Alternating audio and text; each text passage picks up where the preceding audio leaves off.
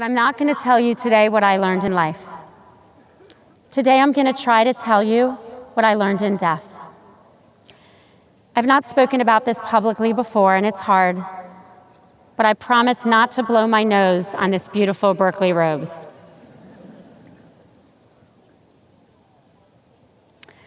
One year and 13 days ago, I lost my husband, Dave.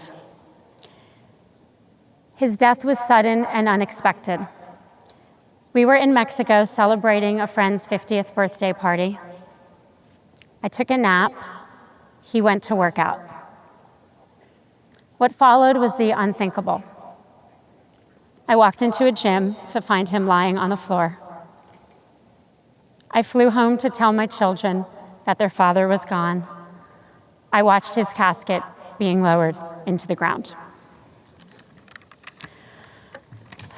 For many months afterwards, and at many times since, I was swallowed in the deep fog of grief, what I think of as the void, an emptiness that fills your heart and your lungs, constricts your ability to think or even to breathe. Dave's death changed me in very profound ways. I learned about the depths of sadness and the brutality of loss. But I also learned that when life sucks you under, you can kick against the bottom, find the surface, and breathe again.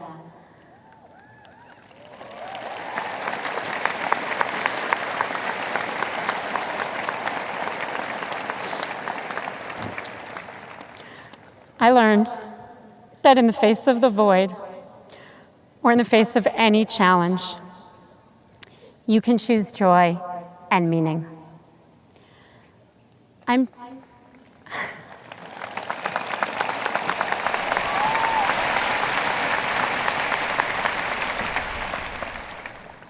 sharing this with you today in the hopes that on this day in your lives, with all the momentum and the joy, you can learn in life the lessons I only learned in death.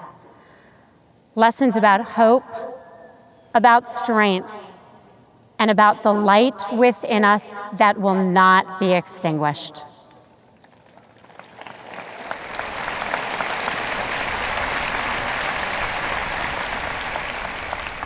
Everyone who's made it through Cal has already experienced some disappointment. You wanted an A, but you got a B.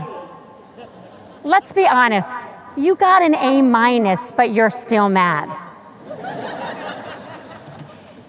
You applied for an internship at Facebook, but you only got one at Google.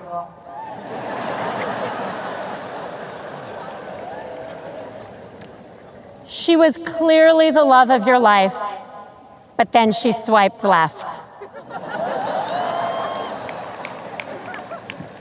Game of Thrones, the show, has diverged way too much from the books, and you're mad because you read 4,352 pages.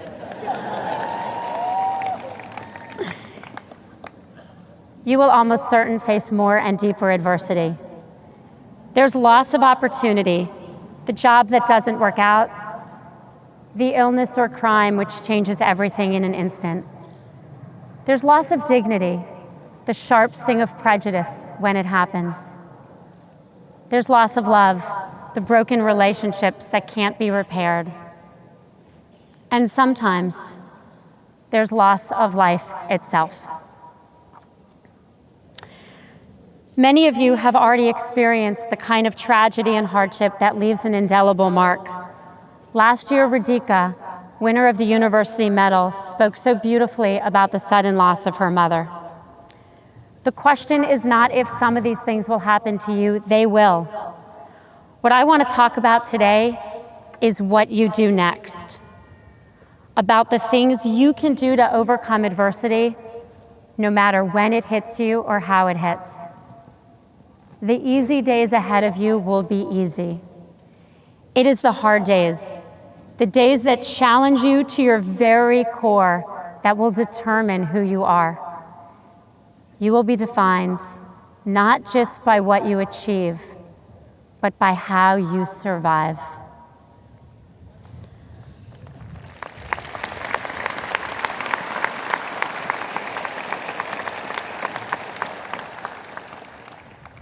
A few weeks after Dave died, I was talking to my friend Phil about a father-son activity Dave would not be here to do. We came in with a plan to fill in for Dave, but I cried to Phil. I said, I want Dave. Phil put his arm around me and said, option A is not available. So let's just kick the shit out of option B.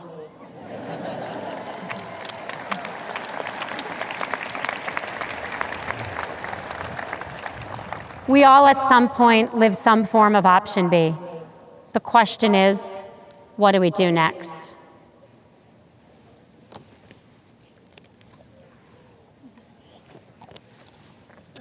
As a representative of Silicon Valley, I'm pleased to tell you that there's data we can learn from.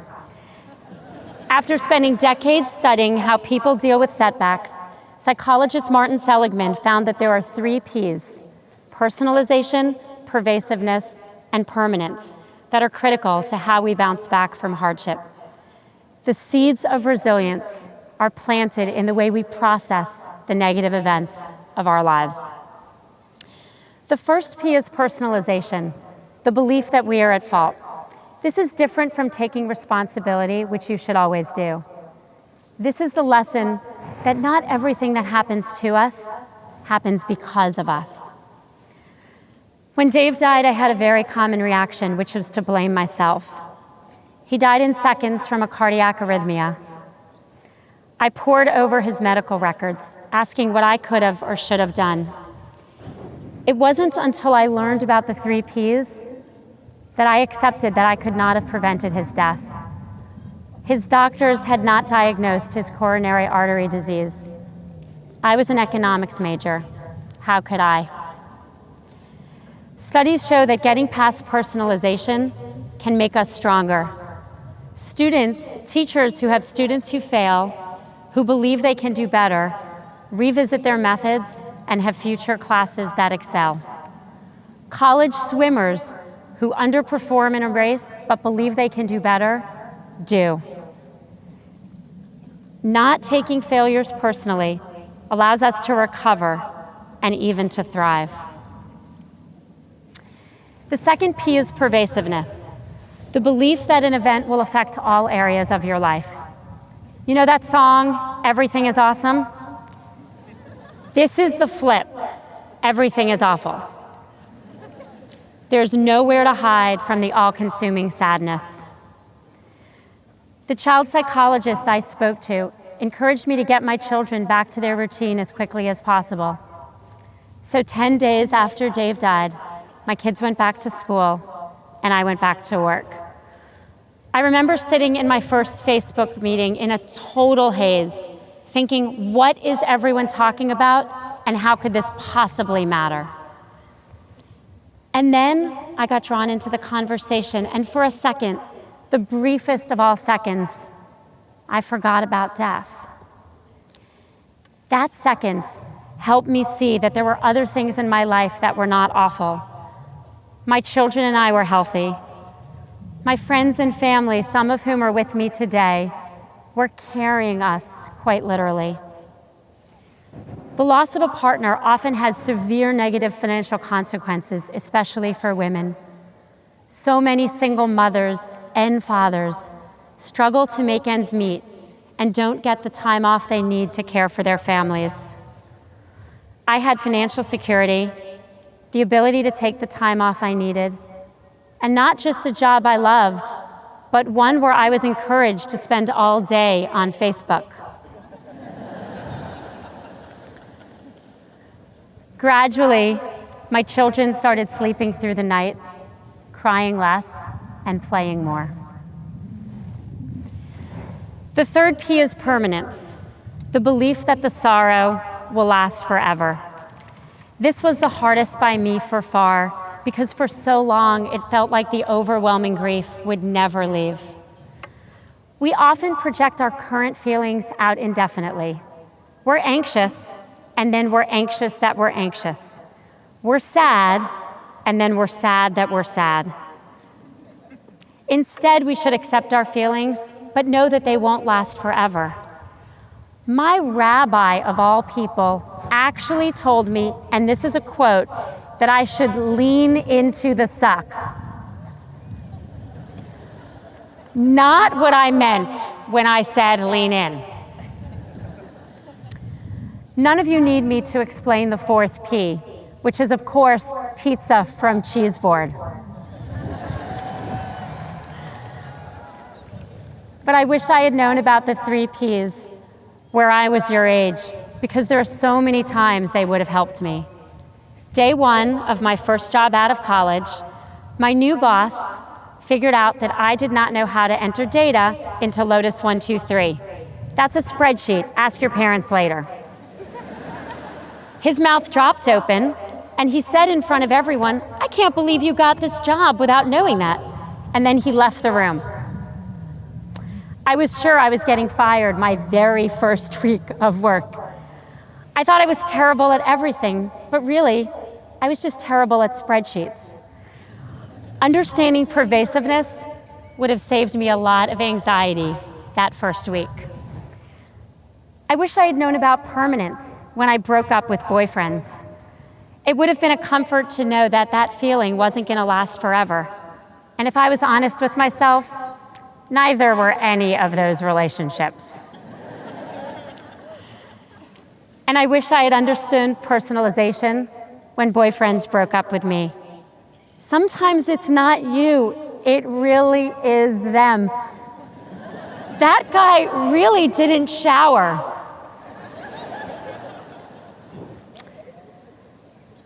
And all three Ps ganged up on me when in my 20s I got divorced. At the time, I thought that no matter what else I did, I was a massive failure.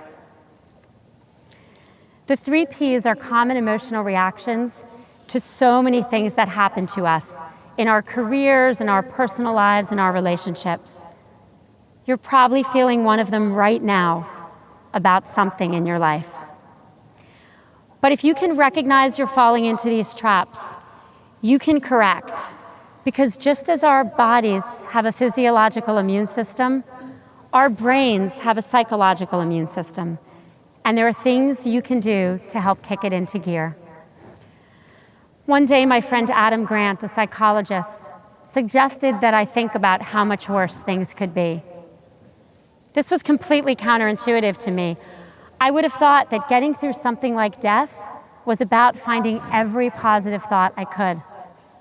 Worse, I said to him, are you crazy? How could things be worse?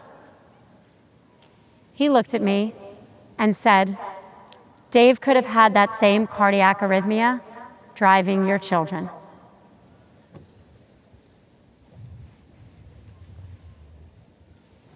The minute he said it, I felt overwhelming gratitude that my children were alive, and that gratitude overtook some of the grief. Finding gratitude and appreciation is key to resilience. People who take the time to list the things they're grateful for are healthier and happier. My New Year's resolution this year is to, before I go to bed, write down 3 moments of joy. And this really simple practice has changed my life, because no matter what happens each day, I go to bed thinking of something cheerful. Try it. Try it tonight when you have so many things to be joyful for. Although maybe before you go to Kips and don't remember what they are.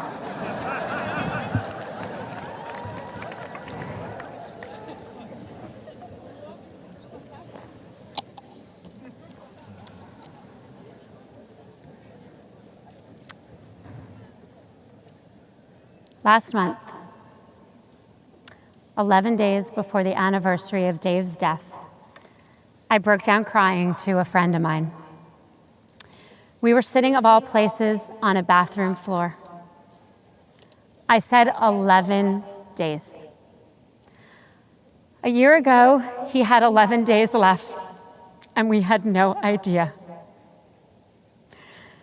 And then through tears, we asked each other how we would live if we knew we had 11 days left.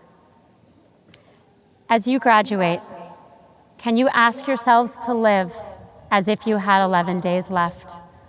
I don't mean blow everything off and party all the time, although I've already said tonight's an exception. I mean live with the understanding of how precious every day would be, because that's how precious every day actually is.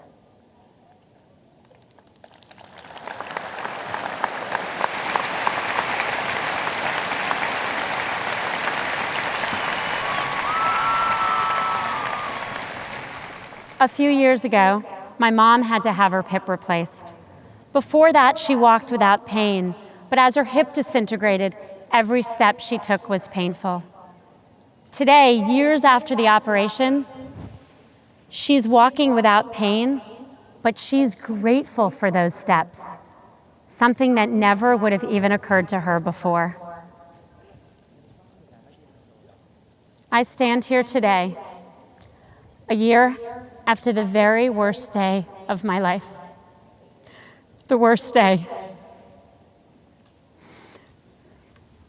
The worst day I can imagine. And two things are true.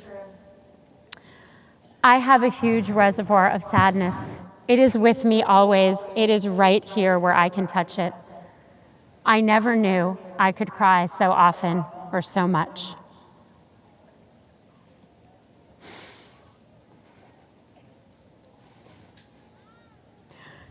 But for the first time, I'm grateful for each breath in and out. I'm grateful for the gift of life itself. I used to celebrate my birthday every 5 years and my friends' birthdays sometimes. Now I celebrate always.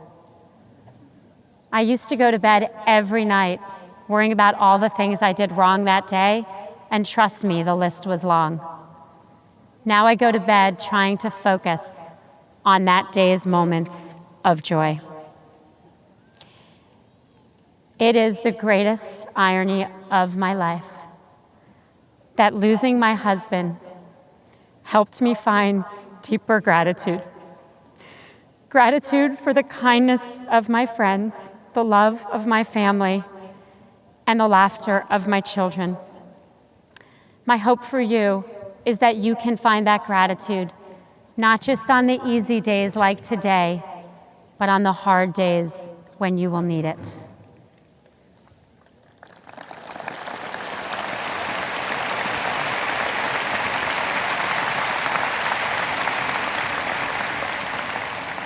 There are so many moments of joy ahead of you.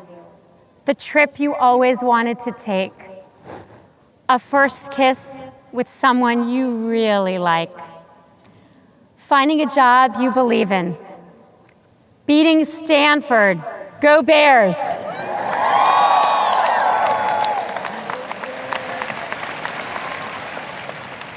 All of these things will happen to you. Enjoy each and every one. I hope that you live your life, each precious day of it, with joy and meaning. I hope that you walk without pain and you are grateful for each step. And when the challenges come, I hope you remember that deep within you is the ability to learn and grow. You are not born with a fixed amount of resilience. It's a muscle. You can build it up and then draw on it when you need it. And in that process, you figure out who you really are, and you just might become the very best version of yourself.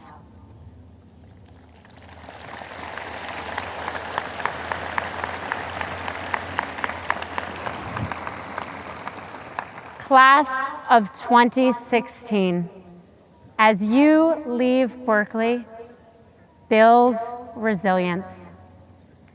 Build resilience in yourselves.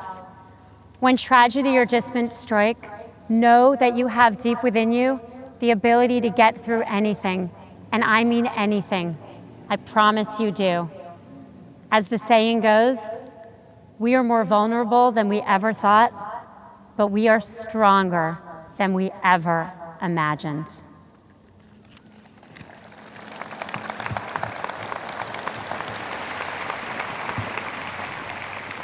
Build resilient organizations. If anyone can do it, you can. because Berkeley is filled with people who want to make the world a better place.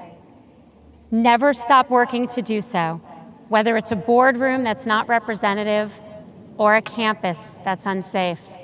Speak up, especially at institutions like this that you hold so dear. My favorite poster at work reads, "Nothing at Facebook is someone else's problem." When you see things that are broken, and you will see things that are broken, go fix them.